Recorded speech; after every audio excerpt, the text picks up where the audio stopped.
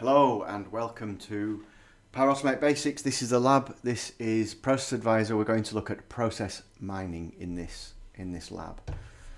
So open up Process Advisor, go to this page. This is in Power Automate, Process Advisor, and Create. And we're going to create a new process. So click on, there are no lab documents for this particular lab. It's a click along or watch along and find out what we're doing. So click on Create a New Process. I'm going to call it Process Mining Example. I'm going to click on Data here. And we want to get some data. So there's some sample data here that we can get. So click on that Get Sample Data. And you'll see that on the second bullet point here, there's an English version of the CSV file. So we're going to grab that. And that will download. So let's go back to here. So we're going to use that data we've just downloaded. So click on Create. And so go away and create this mining example. Now what it's going to do, it's going to ask you what type of data source do you want for the source data for this particular process mining task. Here's all the different types you can have.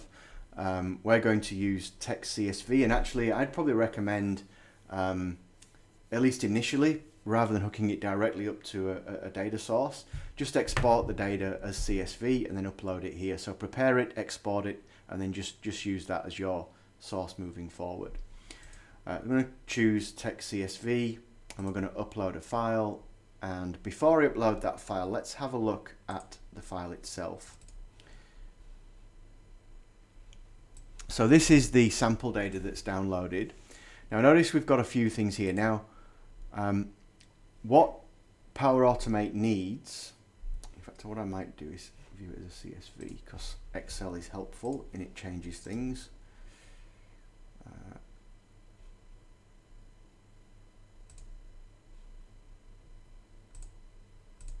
Let's use Notepad.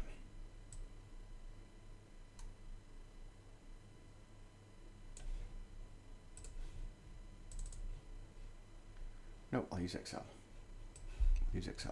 So the three columns that you need for process maps is an activity name. So this is the activity that is being conducted by the person at that particular time. The case ID, what case IDs do is they just separate out. So all of these actions here relate to case 0. All of these actions here relate to case 1. These don't have to be sequential as long as they're unique. They just need to be unique for that particular process. So they can be, a lot higher than that. It can be any number, but it just needs to be unique for that particular process. Start time. So here the start time is in numerical notation, whereas so it needs to be the I forget what it's called. Is it Unix time? I think it's in Unix time. But this, if I was to convert this to a date time field,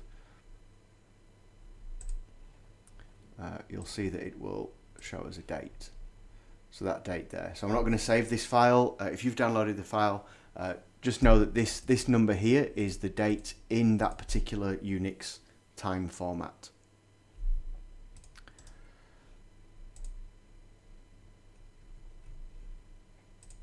So it's a date in a number format.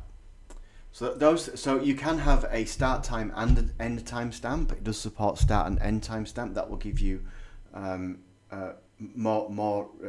richer map. But start time is fine just to have. So the three fields you definitely need is a start time, a case ID, and activity name. These other 3 fields here, these are not required, but you can include up to 5 additional fields that will then become filters for the case map, and you'll see this once we have imported the data. So as long as you have these 3 things, you're good to go, and then any additional columns are cool. I'm not going to save that, and we're going to upload the file. So let's upload the file. So I'm just uploading that process mining just as was downloaded. Now this connection here, what this connection is asking for, it's asking to connect to SharePoint. It's going to upload the file to SharePoint, and that's where the Process Advisor is going to read from it. So I'm going to create a new connection, just go next. It will then create a new connection, or actually authentication type, organizational account, sign in.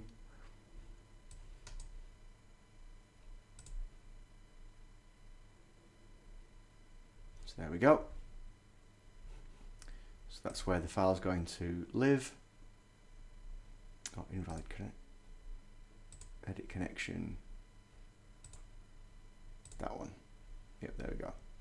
So there's one here that was incorrect, and I've just chosen the right one there. So cool.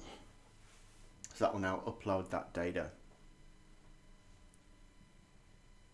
Now what you have here is the ability to transform the data. So you can. So first of all, you get a quick look at what the data looks like, which looks okay in this case. Then click on next, and now you've got the opportunity to map and to transform your data if you need to. Like say you don't want any of the San Diego data to be in here. You could filter for San Diego and remove that data as part of this work. Now what we need to do is map to entity. So the 3 entities that are required. For you don't need the end timestamp. You do need the start timestamp. And what we're going to do, so for the activity log, auto map, and that will work. And for the event log, auto map as well. So auto map will work. Obviously, if your column names are different, then you need to map them to these things here. So you have the activity name, case ID, end time, and start time.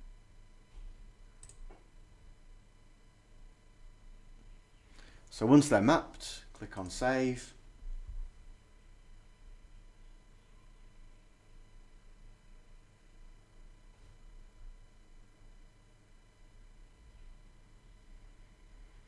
And then once that's finished, we should be at the point where it will let us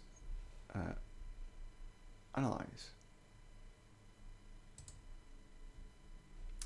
So if you want to go back to setup, that's where you go there to go back to that page, but we're going to click on analyze. So we're going to click on analyze. Are you sure you want to do that? Yes. So that's now analyzing. It can take a few minutes. So I'm going to just pause the video while that's doing, but it can take a few minutes to finish. So do be patient, and I'll be back in a sec. Okay, so the process mining analysis is complete. So let's have a look at the analytics. So you'll now see a button's now appeared called analytics. Click on that, and you get this little pop-up. Get rid of those pop-ups. Feel free to read those pop-ups if you want. I tend to dismiss them. So here you can see that you have, here's the process map of all the different processes. So there were 11 variants, 133 cases were analysed, 13 activities across all of them, 11 process variants. So you can see here that all 133 obviously started, and they all went to invoice entry. And then from there, 66 of them went down here, 67 of them went here. The thickness of the line determines the number of cases, and the colour determines how long the process was at that particular step. So that's the process map in general as an overview. Those 3 metrics that we imported, as well as the data, give us some neat little things that we can do here. So if we wanted to say, okay, well, what's the process like in just San Diego? You can click on that, and that's the process for just San Diego. They get a lot of time here. If you look at that compared to everyone else, yeah, like it's a bit different, isn't it, in San Diego? If you look at it, San Francisco, and look at it in Seattle, so you can see different process maps for different locations, different roles. So what does the approver do in the process? This is the workflow from the point of view of the approver. What about the invoice processor? This is the workflow according to them. So you can see it's a bit different. It's a bit more complex for the processor. What about who's doing what? So what does Jesse do in this process? You see Jesse does this work. So you get the idea of being able to slice these in different ways, and these are totally customizable depending on the data that you've uploaded.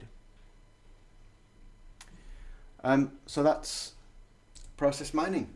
I think the key here for me, the key takeaway is that the data needs to be created correctly with the right timestamp data type, and the case IDs need to be unique, and the activity names need to be meaningful. Once you get the data right, once you get that mapping right, these graphs these maps will be very useful.